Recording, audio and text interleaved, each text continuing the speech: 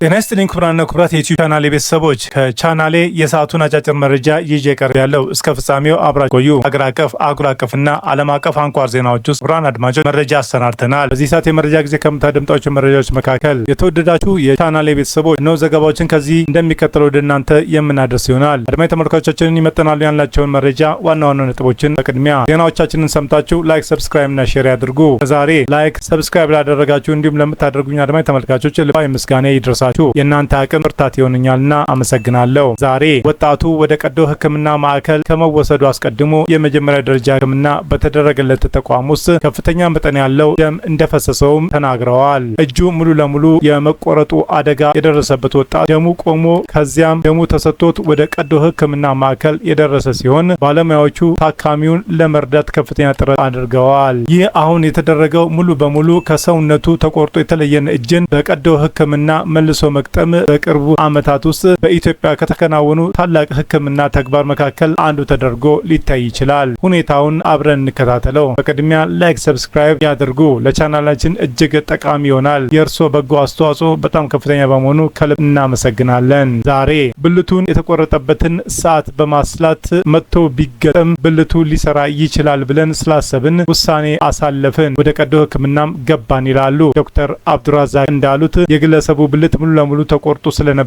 ሆስፒታሉ እስከሚደርስ ድረስ ለ9 ሰዓታት ያህል የደም ዝውውሩ ተቋርጦ ኦክሲጅን እያገኘ አልነበረም። ይህን የተቆረጠን የብልት ክፍል መልሶ ቦታው ላይ መተከል እጅግ ውስብስብና ጥንቃቄ የሚፈልግ ነው። የማይክሮ ሰርጀሪ የሚባለው ሂደት ጥንቃቄ የደም ስሮችንና የነርቭ መስመሮችን መልሶ ማያያዝ ያስፈልጋል። ስለገጠመው ሁኔታ አብረን የምንለው ይኖራል። አብረን እንከታተለው። በዝርዝር የምታደምጧቸው መረጃዎች በቻናላችን ይዘናል። ሁሉንም በዝርዝር እናስደምጣለን። እስከ ፍጻሜ የቆዩ ዝርዝር መረጃውን ያድምጡ ግብዣዬ ነው። ሁሉንም ከኢትዮ ፍቅሩ ዜና ወደሚደርሳችሁ ዝርዝር መረጃ አለ። አብረን እንቆይ።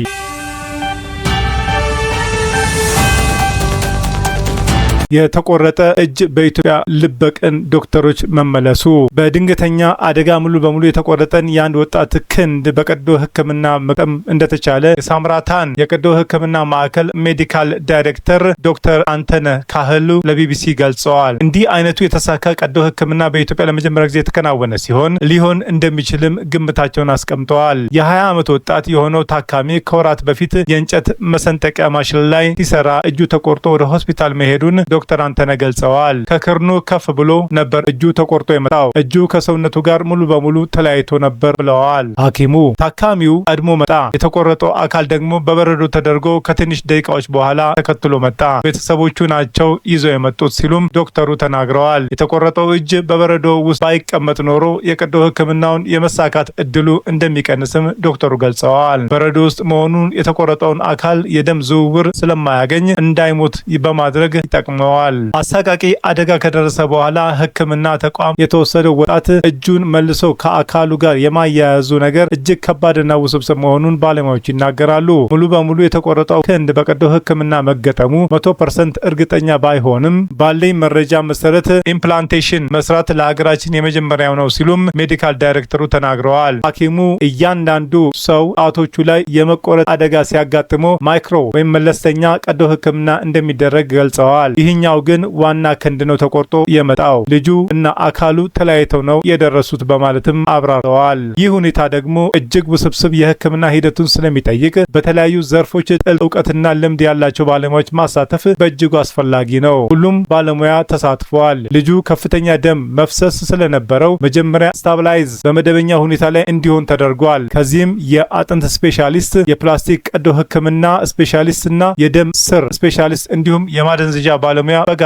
የቀዶ ሕክምና እቅድ አውጥተዋል። ይህ ውስብስብ ቀዶ ሕክምና በተለያዩ የሕክምና የሙያ ዘርፎች ላይ በተሰማሩ 4 ሰብ ስፔሻሊስት ሐኪሞች መከናወኑ ዶክተር አንተነ ተናግረዋል። በተጨማሪም ከፍተኛ ጥንቃቄ የሚጠይቀው ይህ ቀዶ ሕክምና በ2 ዙሮች የተከናወነ ሲሆን የመጀመሪያው ቀዶ ሕክምና 6 ሰዓታትን የወሰደ ነው። ሁለተኛው ቀዶ ሕክምና ከመጀመሪያው ቀዶ ሕክምና ከ2 ሳምንት በኋላ የተካሄደ ሲሆን 6 ሰዓት ገደማ ወስዷል። ስለሆነም ባለሙያዎቹ በየመስካቸው የታካሚውን እጅ ወደ ቦታው በመመለስ ከቀሪው አካሉ ጋር እንዲጣጣም ለማድረግ የ12 ሰዓት ሕክምናና ለሳምንት የዘለቀ ክትትል ሲደረግ ቆይቷል። የቀዶ ሕክምናው ሂደቱ የቅድሚያ የተሰጠው ለአጥንትና የደም ስር ሲሆን የደም ስር ሲቀጥል የተቆረጠው አካል እንዳይሞት ለማድረግ ይቻላል። የደም ስሩና አጥንቱ ቦታቸውን ከያዙ በኋላ ለነርቭ ጅማቶች ጊዜ ሰተን በደረጃ መሰራት አለ ብለው ባለሙያዎች ወሰኑ። የተቆረጠ አጥንትን ከተቀጠለ በኋላ እንደሚድን የሚናገሩት ዶክተር አንተነህ የተቆረጠው አካል ምግብ እንዲያገኝ የደም ስሮችን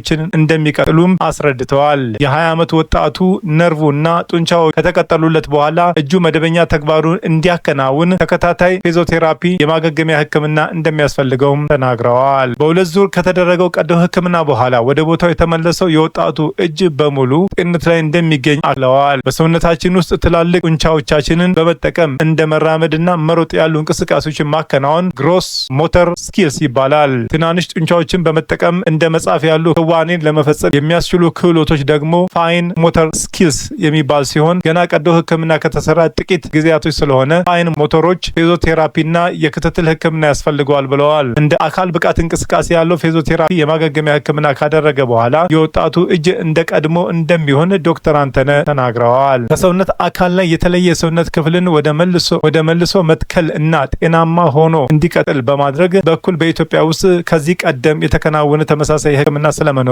መረጃ ማግኘት አልተቻለም። በጤናው ዘርፍ የተለያዩ ተግዳሮቶች ባሉበት ኢትዮጵያ ውስጥ እንዲህ ያለ ውስብስብ ቀዶ ሕክምና ማድረግና ለስኬት ማብቃት ፈታኝ ነው። ዶክተር አንተነህም እንዲህ ያለውን ቀዶ ሕክምና በኢትዮጵያ እንዳይከናወን ልምድ ያላቸው ባለሙያዎች በበቂ ሁኔታ አለመኖር መሰናክል እንደሆነም ጠቅሰዋል። የሕክምና መሰረተ ልማቶች ዝርጋታም ውስንነትም ሌላው ፈተና መሆኑንም አመላክተዋል።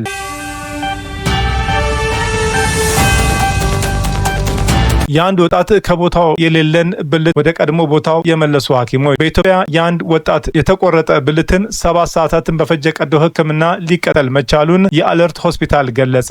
ግለሰቡ በራሱ ላይ ጉዳት የፈጸመው ቅዳሜ ጥር 9 2018 ዓ.ም ሌሊት 6 ሰዓት ላይ እንደሆነም በአለርት ሆስፒታል የቀዶ ጥገናና ሪኮንስትራክቲቭ ክፍል ኃላፊ ዳይሬክተር አብዱራዛቅ አሊ ለቢቢሲ ተናግረዋል። በዚያው ሌሊት ወደ ጤና ተቋም እንደተወሰደ የተናገሩት ዶክተር አብዱራዛቅ ብልቱን መልሶ መግጠም ይቻል እንደሆነ ወጣቱ ካመራበት የጤና ተቋም ስልክ ተደውሎላቸው እሁድ ጠዋት ላይ እንደነበረ ገልጸዋል። ነገር ግን ብዙ መድማት አልነበረውም፣ የነበረው ህመም መጠነኛ ነበር ሲሉም ወደ ሆስፒታላቸው ሲገባ ጤንነቱ አስጊ ሁኔታ ላይ እንዳልነበረ ተናግረዋል። ወጣቱ ወደ ሆስፒታሉ ያመራው ብልቱ ከተቆረጠ ከሰዓታት በኋላ ቢሆንም 5 ሴንቲሜትር ሙሉ የብልቱ ክፍል ተቆርጦ በበረዶ ውስጥ ሆኖ ወደ ሆስፒታሉ መወሰዱን ሕክምናውን የተሻለ እንዳደረገውም ዶክተር አብዱራዛቅ አስረድተዋል። ዶክተር አብዱራዛቅ እንደሚሉት በኢትዮጵያ ብልትን መልሶ የመቅጠም ሕክምና ሲደረግ ይህ የመጀመሪያው አይደለም። ከዚህ በፊትም ምንም እንኳን ሙሉ በሙሉ ውጤታማ ባይሆንም የተቆረጡ ብልትን ወደ ቦታው የመመለስ ሕክምና ተሞክሮ ነበር። ነገር ግን መልሶ የመቅጠም የተቻለውም የሽንት ቱቦና ደጋፊ አካላቱ ብቻ ስለነበሩ ሕክምናው በአብዛኛው ውጤታማ አልነበረም ብለዋል። በመሆኑም የብልቱን ደም ስሮች እና ነርቮች በመገጣጠም ብልቱን ወደ ነበረበት በመመለስ በወጣቱ ላይ የተደረገውን ስኬታማ ቀዶ ሕክምና የመጀመሪያው እንደሆነም ዶክተር አብዱራዛቅ ገልጸዋል። ብልቱ ላይ ጡንቻ ስለሌለ ከተቆረጠ በኋላ ነርቮቹንና ደም ስሮቹን ሳይሞቱ እስከ 16 ሰዓታት ድረስ መቆየት እንደሚችሉ ጥናቶች ያሳያሉ። ጡንቻ ያለበትን አካባቢ መቆየት የሚችለው ለ4 ሰዓታት ብቻ ነው ሲሉም የተቆረጠውን የወጣቱን ብልት ክፍል ለ9 ሰዓታት ተመላ አካሉ ተነጥሎ ቢቆይም መልሶ ህይወት መዝራት መቻሉንም አብራርተዋል። ቀዶ ሕክምናውን በዋነኝነት ማጽዳት፣ የተለያዩ የሽንት ቱቦ እና ደጋፊ አካላትን መዋቅራቸውን ማስተካከል ላይ ያተኮረ ሲሆን በአጠቃላይ ከፈጀው 7 ሰዓት ውስጥም አብዛኛው ጊዜ የፈጀው ነርቮች እና የደም ስሮችን ማገናኘት እንደነበረም ዶክተር አብዱራዛቅ ተናግረዋል። ታካሚው በአስራዎቹ የእድሜ ክልል መጨረሻ ላይ የሚገኝ ወጣት ሲሆን ይህን አደገኛ ድርጊት በራሱ ላይ ለምን እንደፈጸመ የታወቀ ነገር የለም። ወጣቱ ከጉዳቱ እያገገመ ሲሆን በሆስፒታሉ ሕክምና እየተከታተለ እንደሚገኝም ተገልጿል። ለሽንት ቱቦ ተገጥሞለታል። ከ3 ሳምንታት በኋላ በተፈጥሯዊ መንገድ ይሸናል ተብሎም ይጠበቃል ብለዋል ዶክተር አብዱራዛቅ። ወሲባዊ ግንኙነት ለመፈጸም ግን ቢያንስ የ3 ወራት ጊዜ እንደሚያስፈልገውም ነገር ግን ወደ ቀድሞ ሁኔታው የመመለስ እድሉ ከፍተኛ መሆኑን ዶክተር ተናግረዋል። ዶክተር አብዱራዛቅ እንዳሉትም ብልቱ በሚወጠር ጊዜ የተሰራውን የነርቭ ጥገና ሊያበላሽ ስለሚችል እስከ 3 ወራት ድረስ ወሲብ መፈጸም አይፈቀድለትም። ቢሆንም የዚህ ሕክምና የመጨረሻ ውጤት በማገገም ሂደት ወቅት በሚያጋጥሙ ሁኔታዎች ላይም የሚወሰን እንደሚሆንም ተናግረዋል። ከቅርብ ጊዜ ወዲህ ሙሉ በሙሉ የተቆረጠን የተለያየ ሰውነት ክፍሎችን መልሶ ወደ ቦታቸው በመጠም ወደ ቀድሞ አገልግሎታቸው የመለሱ ስኬታማ ቀዶ ሕክምናዎች መደረጋቸውም እየተሰማ ነው። ከዚህ ከዚሁ ጋር ተያይዞ ቀደም ሲል ባነሳናቸው ጉዳዮች ድንገተኛ አደጋ ሙሉ በሙሉ የተቆረጠውን የአንድ የ20 ዓመት ወጣት ክንድን በቀዶ ሕክምና በተሳካ ሁኔታ መግጠም መቻሉን መነጋገሪያ ሆኖ ነበር። ላይክ፣ ሰብስክራይብ ያድርጉ። ድጋፋችሁ አቅም ይሆነናል።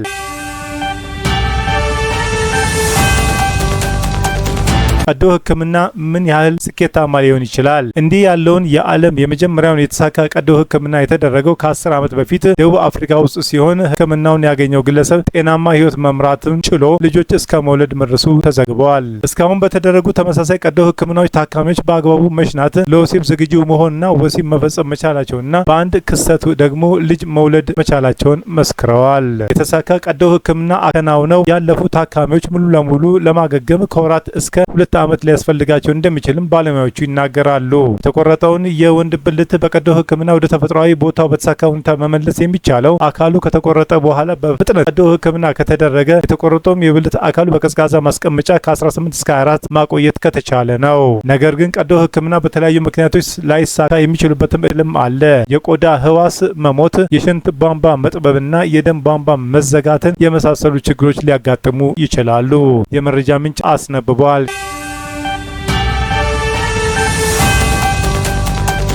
ቻናሌን ስትከታተሉ ስለቆያችሁ ታላቅ አክብሮት አለን። ውድ የቻናሌ ተከታታይ ቤተሰቦች በመላው ዓለምና በእግር ቤት ላላችሁ ሁሉ በየዕለቱ ስኬት እንዲገጥማችሁ እንመኛለን። ዜናዎቻችን ሰምታችሁ ላይክ፣ ሰብስክራይብ እና ሼር ማድረጉ እንዳይዘነጋ፣ እንዲሁም ድጋፋችሁ አይለን። በሌላ መረጃ ተመልሰን እስከምንገናኝ ብያለን ቦታ ሰላምና ጤና ይብዛልን።